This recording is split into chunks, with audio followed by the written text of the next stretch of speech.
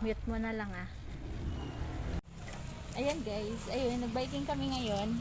Actually, kakatapos lang yan. Pinagpapawisan na ako. Konting bike lang yan. Mga 10 minutes bike lang kasi nagmamadali rin kami may trabaho pa. So, eto, suot yung sauna pants at saka jacket na siya. Maganda tong jacket guys. Sobrang ganda. XL tong ano ko, kinuha ko. Pakita ko sa yung loob. Ganito yung loob niya. Ayan, may pa-silver. Ayan, meron din dito sa loob din. Lahat ng loob naka-silver. Asan to? Ayan, pakitaan na tayo. Ayan, naka-silver. Pati rin itong pants. Naka-silver. So, ito ay ano, XL size. Tapos, ang ano niya ay, pwede siya sa ano, 60, nakalimutan ko.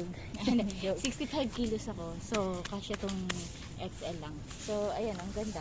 Diba? Ito po, parang pang formal lang siya. Tingnan mo yung jacket. Sobrang ganda ng jacket. Gustong gusto ko yung jacket niya. Ayan, oh. See? Sobrang ganda. XL to guys. Tamang-tama lang sa akin. See? Ang ganda. Sobrang ganda. So, ayan. Konting oras lang. Mga 10 minutes lang kami nagbike. Pinagpapawisan na ako. Ito, sobra.